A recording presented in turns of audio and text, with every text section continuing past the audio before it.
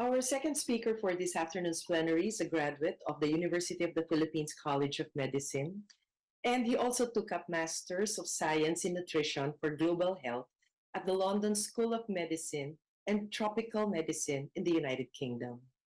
He is now the Regional Associate Director of Alive and Thrive East Asia Pacific.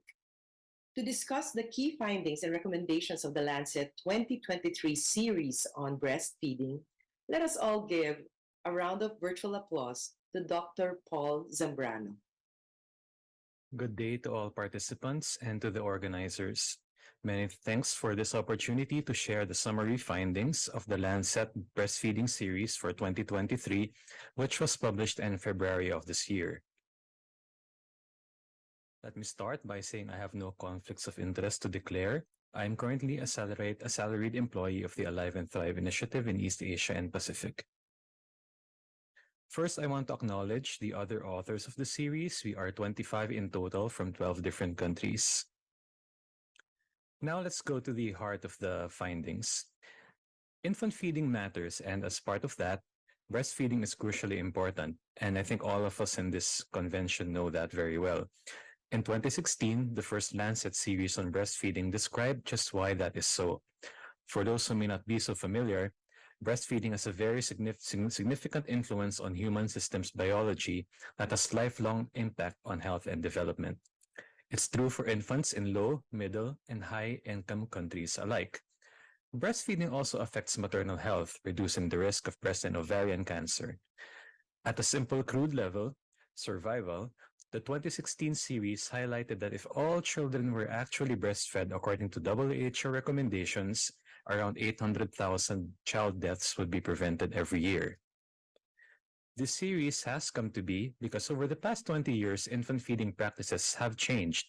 Globally, fewer than half of infants are fed according to WHO recommendations. A couple of points on terminology. In this presentation, I will use the term commercial milk formula instead of the more familiar term breast milk substitute. First, this is to highlight the artificial and ultra-processed nature of all these products, but also because the term substitute conveys the notion of equivalence. In the 2016 series and in this series, we show evidence that has strengthened our understanding and deepened our understanding about how vastly different commercial milk formula is from breast milk. Second, to clarify what we mean by marketing, we refer to any form of commercial communication or activity that's designed or has the effect of increasing recognition, appeal, or consumption of a particular product, and this includes advertising, distribution, promotion, lobbying, and sponsorship. But this term does not include the transportation or sale of the product itself. So this is not about removing formula milk from the shelves or restricting access. This is all about the marketing practices. And I will say that while we focus on the commercial milk formula products, the International Code of Marketing of Breast Milk Substitutes covers related products such as bottles and teats. And there are four main messages that we want to distill out of this 2023 series. The first is that breastfeeding success is a collective responsibility. It is not the sole responsibility of women. There are many externalities that constrain the practices, however. If we want improved infant feeding, then we need both policy and societal responses to support individual women and families.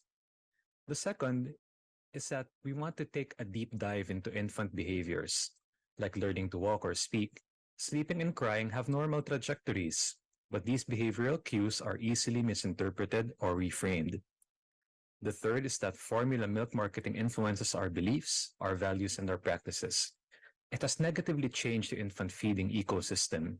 However, the extent of influence and both the power of marketing and the power to market has not been fully appreciated by those in health, in civil society, and in government. Lastly, there are many constraints on women who decide to breastfeed, and it's the responsibility of government to implement structural interventions and policies to support breastfeeding and to mitigate negative undermining influences. So now we come to the first paper, the first of three in the series, which is breastfeeding is crucially important, but in an increasingly challenged market-driven world. The paper starts with a conceptual framework that depicts the interactions ranging from the political and economic, and especially the mother and infant relationships, and their impact on exclusive and continued breastfeeding. Paper 1 documents how these interactions drive practices and what are the required policies and interventions to support breastfeeding. Like any paper published in the Lancet, it is supported by robust methods. Analysis of nationally representative surveys, systematic reviews, and case studies were utilized for paper 1. And here are some of the insights from the paper. The first big message is about the late initiation of breastfeeding globally and the early introduction of pre-lacteal feeds. That is, the giving of liquids such as water or formula before starting breastfeeding. We see in the figure on the left, the blue horizontal bars represent the proportion of infants initiating breastfeeding within the first hour of life as recommended by WHO. Less than half of newborns are put to the breast within the first 60 minutes. These data come principally from low and middle-income countries because we don't have good data from high-income countries. But the probability is that these numbers would be even worse if we were to include that data. While the figure on the right, you can see that in all income settings, there is a clear correlation between the giving of any pre-lacteal feed and breastfeeding. Where you have higher rates of pre-lacteal feed, the top left-hand corner, you have low early rates of early initiation of breastfeeding on the x-axis, and this is associated with shorter duration of breastfeeding and increased consumption of commercial milk formula. As I mentioned, paper 1 examines infant behaviors in a way few other publications have done. So the first thing to say is that human babies are born in an immature state. That's not a surprise to us, and especially for all the pediatricians who are with us today.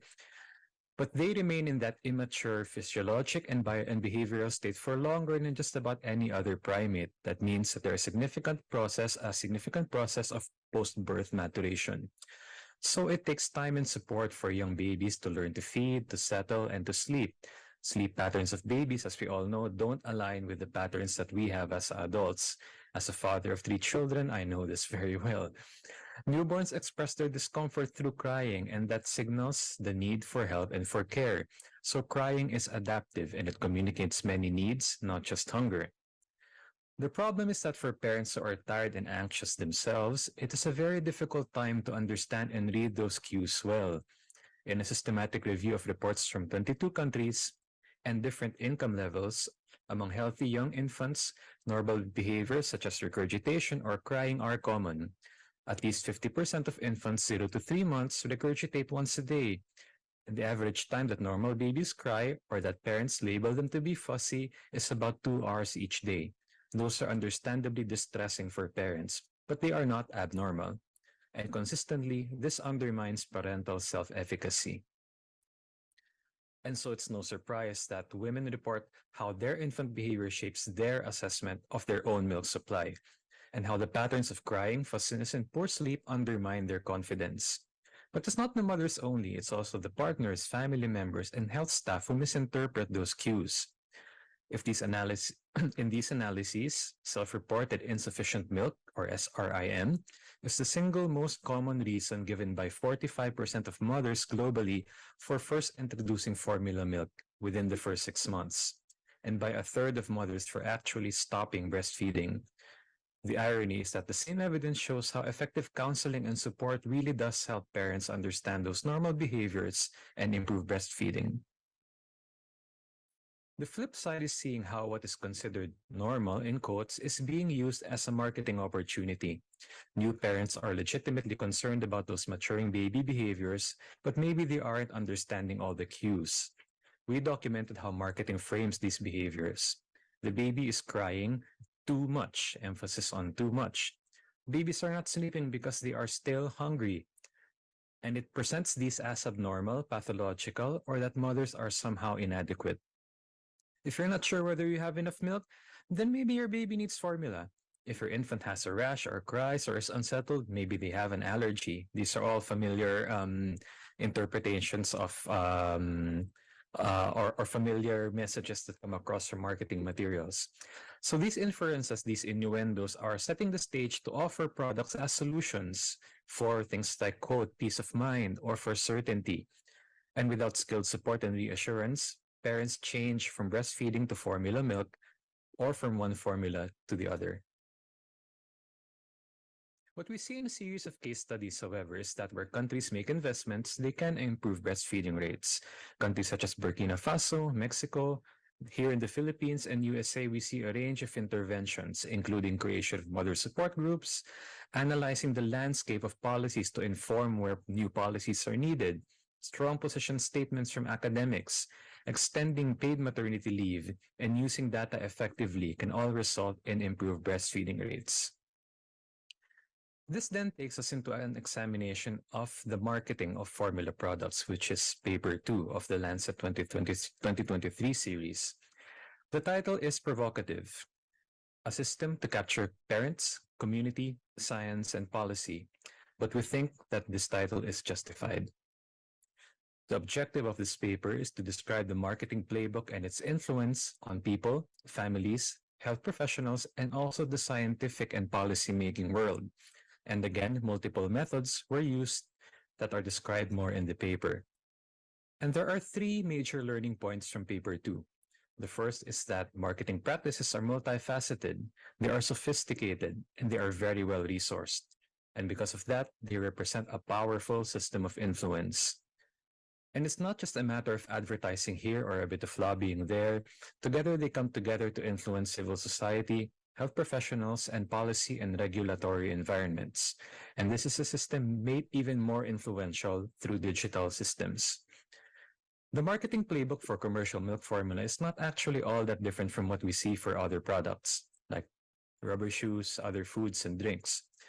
What's different is that infant feeding has consequences for lifelong health and development, and marketing infringes on the rights of children and families.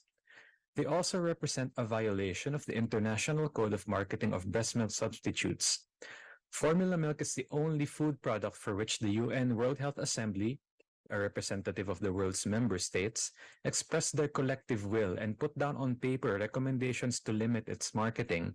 And for many of us here, we know that this international code was turned by the government of Philippines into the law of the land through Executive Order 51. But we know that marketing has worked. It has been very successful over decades, and it has successfully reshaped individual, societal, even medical norms and values.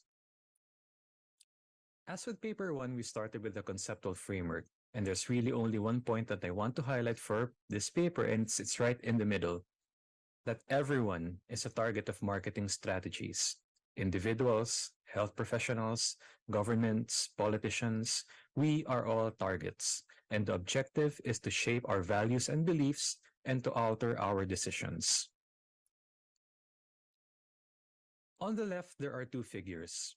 The bottom figure shows how sales per capita of all formula products are increasing. These are not just the total sales over time, the past 15 years, it's sales per capita, the kilograms sold per infant. Across all 4 categories, standard formula, follow-on formula, growing up formulas or toddler milks, whatever they're called, specialized formulas that aim to target specific medical conditions, they are all increasing. And that's why we can say that more infants than ever are receiving these products. The top figure shows the relationship between breastfeeding rates and formula sales per capita. And the relationship is simple. Where you have higher rates of formula on the right of the x-axis, we see lower rates of breastfeeding at 12 months. In 2019, these data translate into annual sales of formula products to the tune of $55 billion. Now, there are many reasons for these changes, including preferences of families, work constraints of mothers, perceived insufficient milk as presented earlier, and poor support from the health system. But there's no doubt that marketing is a major influence as well. In our analysis of industry data, between 4 and 7% of annual sales are spent on marketing, and sometimes much more. That means for 2019, around $3.5 billion was spent by the industry on marketing. And we know that this is an underestimate because this does not include the money spent on lobbying, use of social media influencers, the sponsorship of health professionals, and other practices. As I said, the title of paper 2 is provocative, that marketing aims to capture parents and communities. However, let's step away from the data a little bit and listen to what the mothers actually have said. I'll show you some quotes from some of the 8,500 women in 8 countries who were interviewed about their experiences in marketing. I'm sure you will find their words familiar and how they reflect on marketing messages or what they feel has been suggested to them. For example, a mother in Mexico says that all these scientific acronyms such as DHA, you don't know what it is, but it sounds cool. It's supposed to be a nutrient that goes directly into the baby's brain. Let's listen also to the mother in Vietnam who believed that if I want to promote brain development or to make my child taller, then she has to purchase a specific formula. Their beliefs have been captured. Let's listen to the mother in South Africa who says that she liked the premium brand of commercial milk formula. The gold and expensive look conveys a sense of quality, that it was somehow unique, and that for that type of product, is willing to pay a premium price, and her values have been captured. Let's listen to the mother from London sharing how ads popped up out of nowhere while she was presumably on a digital platform or on social media. Cookies are being used by the industry to identify when women are pregnant and anchoring a strategy of targeted messages as soon as a mother is in their system or in the algorithm as with child. Again, one example of the process of capture. And we see the same joined-up strategy in packaging. These are just illustrative mock-ups of actual packaging, but we know that these look very familiar and it won't take much effort to see actual examples in real life in our store shelves. Industry invests in the science of communication and semiotics. Everything is deliberate. The colors used, the scientific-looking emblems, the language of comfort, specially formulated for babies who are fussy, have colic or crying, appealing to aspirations or parents' values, the great start, the gold color, the baby with glasses was going to be smarter. Everything, all these messages and all these elements and strategies are very deliberate. At a trade meeting in 2017, the CEO of one formula milk company said that infant nutrition wasn't necessarily about ingredients or innovation. What they were selling was sleep. Another panelist in the meeting said that they were selling peace of mind, presumably to parents who had anxieties or specific hopes. Now, for us in this conference, in this convention today, here is an important key message. Health workers, like us, are important targets. In marketing terms, we would be referred to as category entry points. If you're in the US and I say Michael Jordan, you would think Nike. If I say your favorite celebrity, you would probably think about the specific brands that they endorse. Health workers are important because in all regions, we are cited by families as being key informants about infant feeding. But sponsorship of health professionals, sponsorship of research, guidelines, and means of influence, which most health professionals and associations believe they are somehow immune to, still constitute a clear conflict of interest. We are major category entry points because, as we saw in the interviews of the 8,500 women, if a health worker recommends a formula product, then families are likely to follow that recommendation. The figure on the right, it's a figure of an echo chamber, which is part of a stakeholder mapping conducted in South Africa by a marketing company on behalf of a major formula producer, show that they position scientific and the academic community at the center of the echo chamber. And in the original version, which for many reasons we were not able to show, they even have names of specific individuals because they know that if they can influence this academic community, this association, this specific doctor of influence, they know that their influence can spread to other professional organizations and spread to the broader health community and ultimately affecting consumer behavior. Lastly, we say that marketing captures the policy and international recommendations too. None of this is happening in a vacuum, and international policy frameworks are being manipulated to decrease their effectiveness, and we see this in systematic reviews, case studies, and analysis of public access information. Earlier, I mentioned the International Code, which was agreed by the World Health Assembly in 1981. In the process of developing the code was in different ways blocked, reinterpreted, circumvented, or ignored, especially when countries attempt to convert this code into national law. The Philippines has a very rich history and experience with this very issue. The Codex Alimentarius, or the International Food Standards, is another critical and international regulatory framework that has been established to protect consumer health. And the evidence is clear that it has been manipulated by the industry to establish weaker standards, or to establish standards that are less aligned with the international code when it comes to formula milk. In its marketing, industry capitalizes on the lack of implementation of maternity leave that enables breastfeeding, again highlighting that breastfeeding is a social responsibility and there are many factors. And we also see the effects of lobby groups as they influence policy environments that shift things in favor of shareholder interest. Again, it's increasingly rare to see the milk companies lobby themselves, but they use lobby groups that often have deceiving names, implying that they are somehow an authority on infant nutrition, but they are in fact working for the industry. To be clear, before we move to paper 3, marketing is not inherently bad, nor are these conclusions anti-profit. What we have pieced together is a more complete picture of marketing than just advertising or the occasional sponsorship of health workers. We see the effect of marketing on policy, on investment, and regulatory bodies. In particular, I want to highlight that a criticism of the industry and its marketing is not a criticism of women or families, their decision or circumstances. Nor, again, is this about trying to remove commercial milk formula from supermarkets and other retail platforms.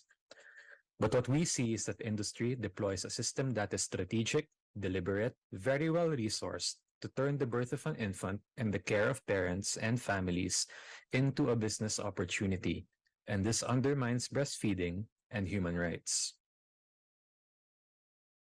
Now we go to paper 3, which is a political economy analysis that's organized using a specific framework.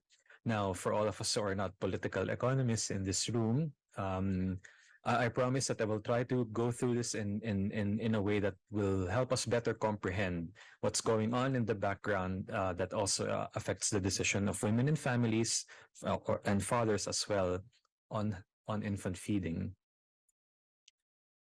So this is the conceptual framework for paper 3. I won't go through everything in detail, but I want to highlight a few points. At the top in gray, we have the tension between breastfeeding and commercial feeding and the direct impact of this tension on health and on social, economic, and environmental outcomes that affect health indirectly. At the bottom in the blue boxes, we have the political, economic, social, and technological structures of society, including institutions and its dominant ideas and beliefs, and the distribution of power and resource across society. So these are upstream or basic determinants. They are then linked to feeding practices and outcomes by looking at their influence on three domains of society labeled in the yellow box. The first is commerce, where, having described the power of marketing in paper 2, we look at the industry's power to market. Again, the power of marketing, and this is now the power to market.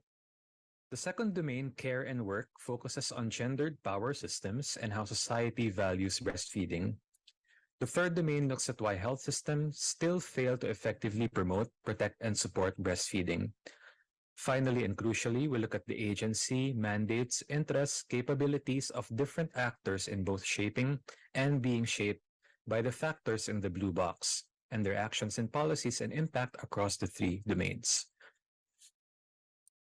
As with paper 1 and 2, paper 3 draws on extensive literature and on primary research that's been published elsewhere.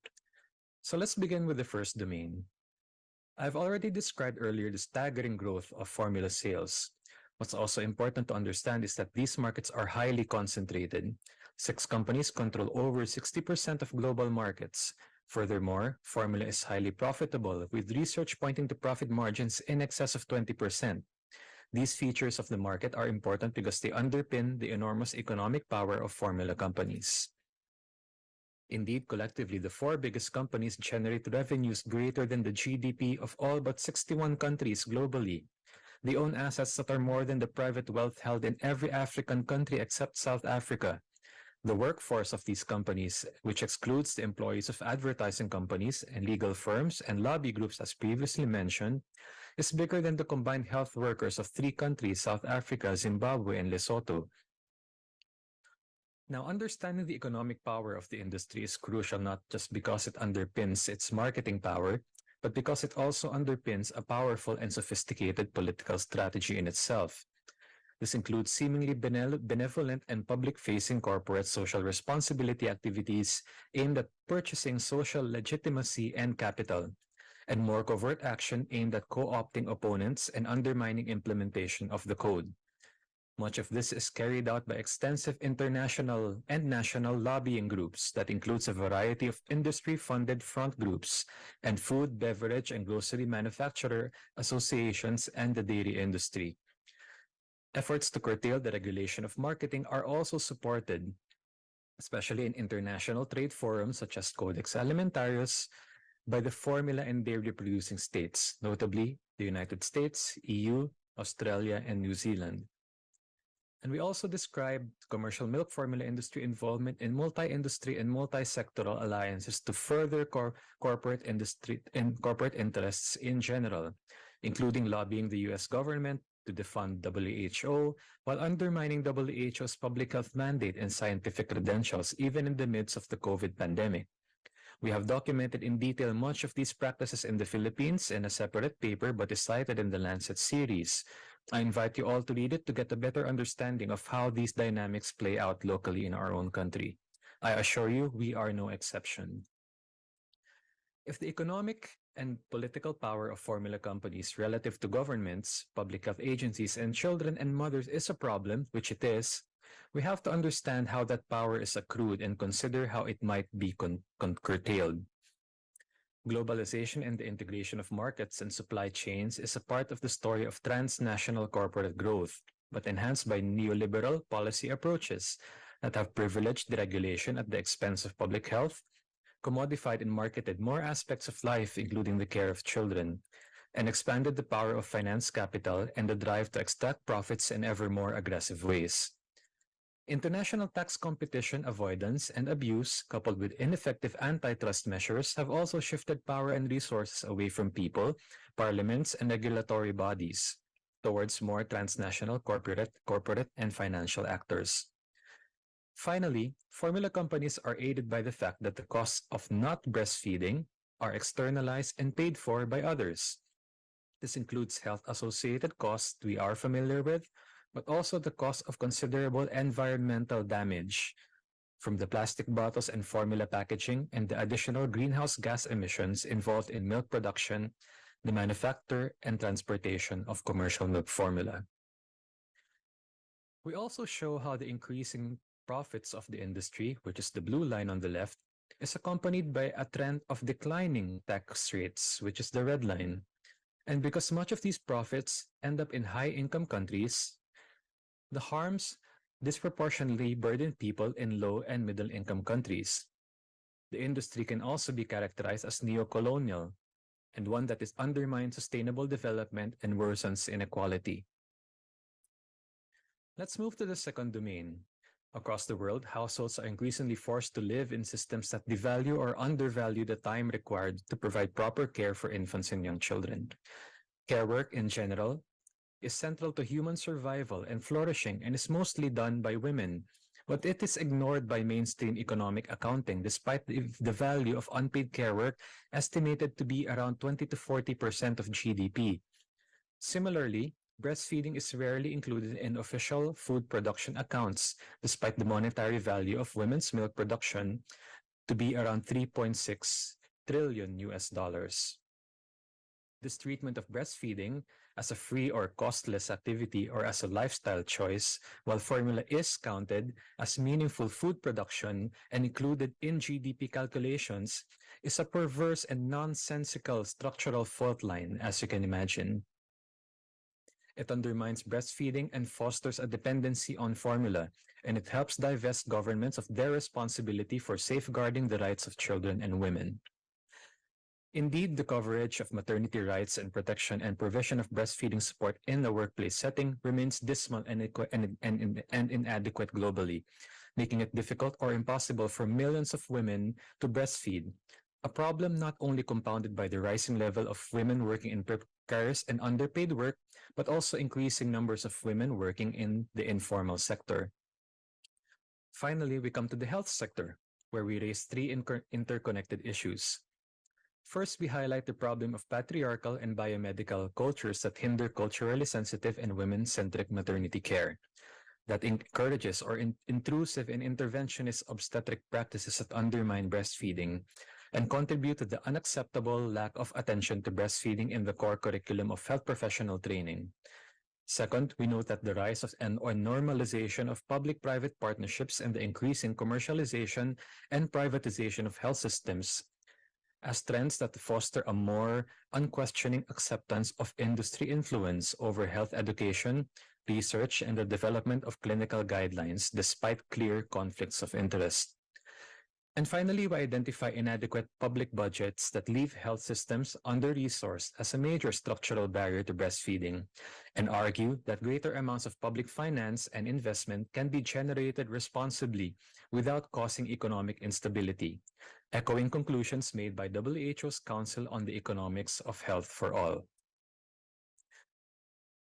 And that is paper 3. And as you have seen, we've covered a lot in this series, and each paper has his own set of recommendations, but I will end my presentation by presenting the 6 cross-cutting recommendations of the entire series. First, parents, health professionals, and society more broadly must be given correct information about infant behavior and breastfeeding, and the support needed to breastfeed. Second, there must be stricter regulation of marketing. Indeed, we call for an end to the commercial marketing of all food products for children, while strengthening implementation of the code.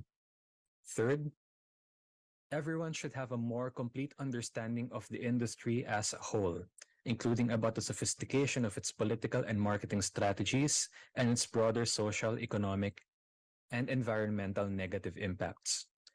Fourth, we know that baby-friendly, women-centered, and culturally appropriate maternity care will improve breastfeeding, so proper investment in these and a trained and empowered workforce to implement the stronger code among the other package interventions in the package of protection, promotion, and support of breastfeeding is needed, and ending conflict of interest is a must. Fifth, it is unacceptable that so much of the work and responsibility for breastfeeding is left on the shoulders of mothers and women. The value of care work must be incorporated into economic accounting systems and policies. The unbalanced gender distribution of care work must be corrected, and investment in maternity protection and baby-friendly work environments must be prioritized. But finally, unless the imbalance in power between private actors with an interest in expanding formula consumption and those with a duty and mandate to protect the rights of children and mothers is corrected, little will change. Shifting power to correct this imbalance is ambitious and may be considered utopian, but by working across multiple policy areas and through broader multidisciplinary coalitions, we believe it is possible. It's not just about infant and young child feeding, it's about the impact of commercial interests on child development and society more generally. It is about the economic power used by the formula industry to the detriment of health and rights. Our vision is a world where parents and families are supported in the care of their infants, and for breastfeeding to be robustly promoted and supported and protected at all levels. I will end by showing these links to some of the tools that we've developed to support advocacy on the cost of not breastfeeding, on the mother's milk tool, which assigns an economic value to milk production, and on the green feeding tool to help calculate the carbon offsets if we were to more collectively protect, promote, and support breastfeeding. And that ends my presentation. Thank you very much for your attention, and I wish you all a good day.